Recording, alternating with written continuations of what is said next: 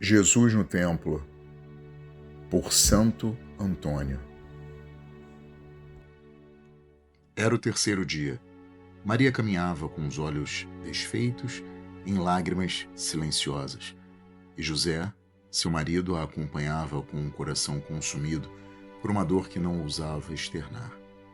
Eles, como piedosos e zelosos judeus, haviam viajado para a celebração da Páscoa no Templo de Jerusalém, prestando assim homenagem a Deus. Mas, ao retornarem para Nazaré, não havia mais o menino entre eles. Aquele que lhes fora confiado pelo céu, o filho que não era apenas carne de sua carne, mas verbo eterno em forma de criança, havia desaparecido. Durante um dia inteiro procuraram entre parentes e conhecidos, revistando as caravanas, chamando pelo nome sagrado que o anjo lhes mandara pronunciar: Jesus. No entanto, não ouviam uma única resposta. Nenhum sinal. Nada. Absolutamente nada. Somente o eco terrível de sua ausência ressoando como um martelo na alma. Que noite caiu sobre os corações da Virgem e do carpinteiro. Uma autêntica noite de agonia. Foi uma noite escura, que talvez tenha servido de inspiração para a criação da teologia de um certo santo espanhol muito amado pelo criador deste canal. Foi uma noite escura, não daquelas que nascem do pecado, mas a noite santa que Deus permite aos que ama, para purificá-los no fogo do não saber, para que nele aprendam a fé além da luz. Maria, que guardava todas as coisas no coração, agora experimentava o vazio do coração que busca e não encontra. E José, fiel, determinado, humilde e trabalhador, havia se tornado o homem do silêncio. Contemplava o silêncio de Deus no desaparecimento de seu filho. 3 dias durou a agonia. 3 dias. Como se o próprio Cristo, ainda menino, com 12 anos, já lhes fizesse provar antecipadamente o mistério de sua paixão e sepultura. 3 dias. Como 3 feridas abertas, como 3 passos nas trevas que preparam a alvorada da visão. E ele sabia. Sabia da dor que sua ausência provocava. Sabia dos olhos da mãe percorrendo os caminhos, buscando-o entre sombras e silêncios. Sabia do coração de José justo e forte, esmagado pela angústia da perda, e mesmo assim permaneceu no templo. Não por frieza, não por distância, mas por amor. Um amor mais alto que os afetos humanos, mais profundo que os laços do sangue, porque era necessário ensinar aos que mais o amavam a maneira como deveria ser buscado por todos os que viriam depois. Ensinar que até mesmo sua mãe e seu pai terreno precisariam passar pela escuridão para encontrá-lo como realmente era. E então, no terceiro dia, o jovem casal entrou no templo, não com esperança, mas com o impulso do amor que já não seguia por razões, apenas pela sede. E ali, no meio dos doutores da lei, viram-no, sentado, falando, sendo ouvido e admirado. Que alívio Maria e José sentiram, que visão bendita e misteriosa. O menino perdido e reencontrado não estava entre os brinquedos dos filhos de homens, mas entre os rolos da lei de Moisés, com os mestres da Torá, que cheios de alegria e admiração acompanhavam a pré-eleição daquele menino, uma experiência única para aquela plateia de sacerdotes que, apesar de não saberem, foram mais felizes que Moisés, pois não só ouviam pregações proferidas diretamente por Deus, como o viram face a face ainda no início da adolescência. Jesus não brincava com pedras, mas edificava a revelação sobre a pedra. Ali, entre os doutores da lei, o menino eterno já era mestre, não apenas das palavras, mas das almas.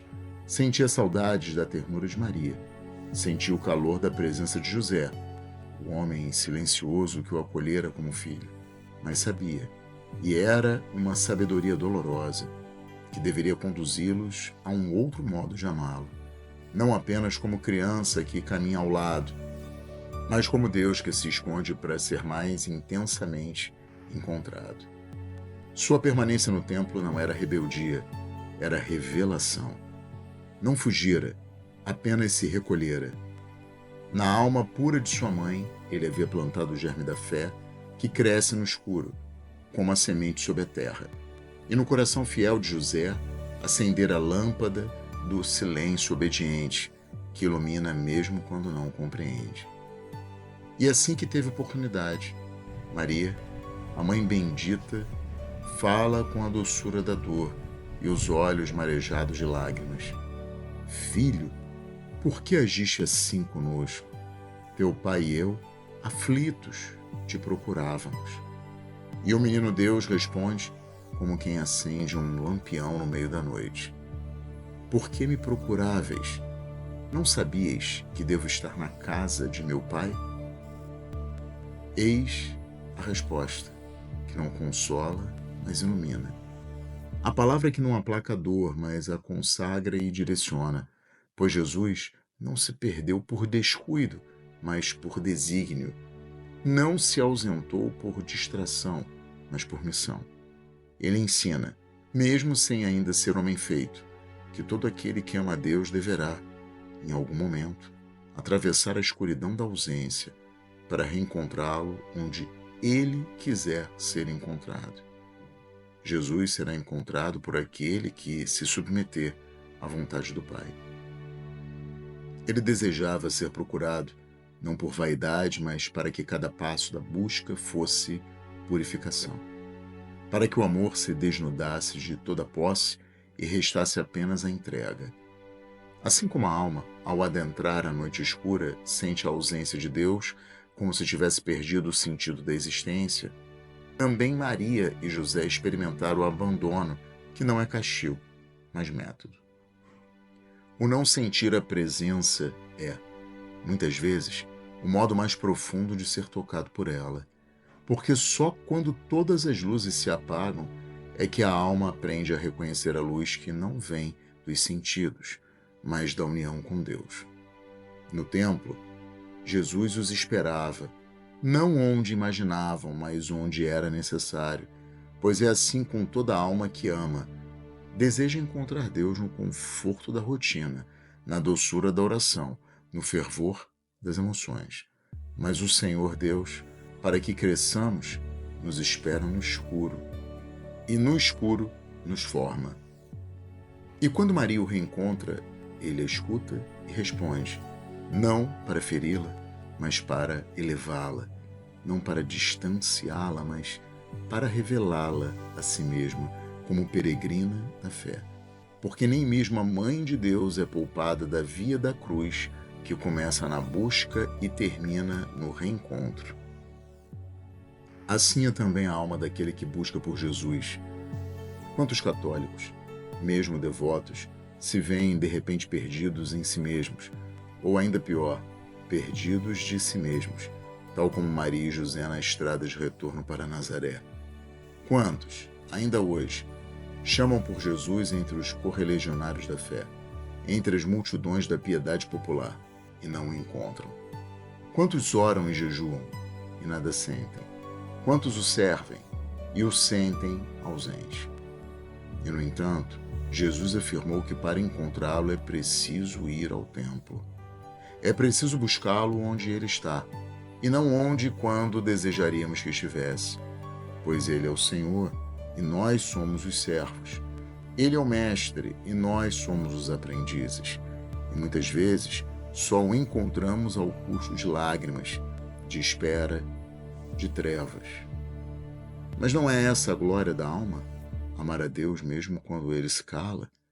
Seguir mesmo quando ele desaparece?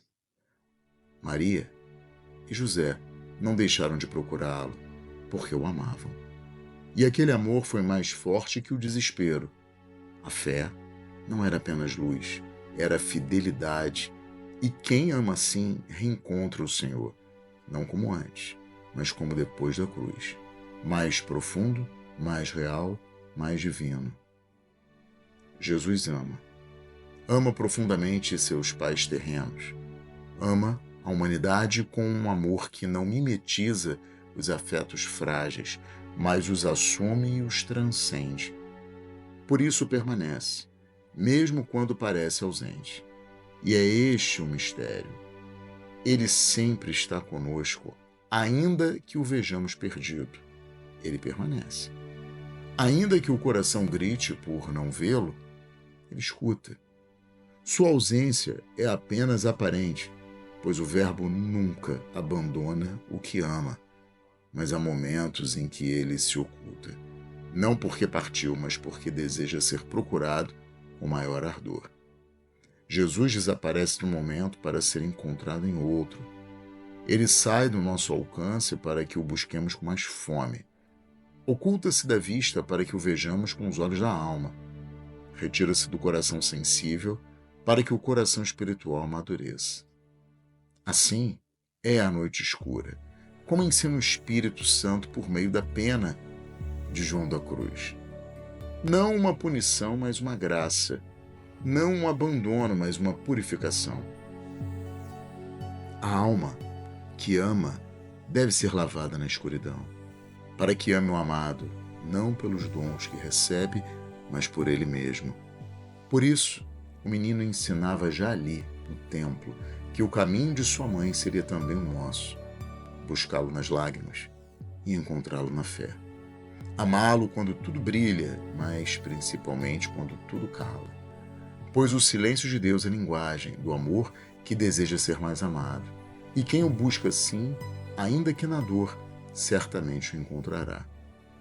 Que o coração de cada fiel seja como o da Virgem e do carpinteiro, capaz de suportar a ausência sem perder a esperança. Que cada católico, ao sentir-se só, recorde que o menino pode estar no templo, ensinando enquanto parece ausente, e que a busca, mesmo angustiante, mesmo feita em lágrimas, é o caminho da união. Pois quem o procura com dor, reencontra-o com glória. E quem o reencontra, nunca mais é o mesmo.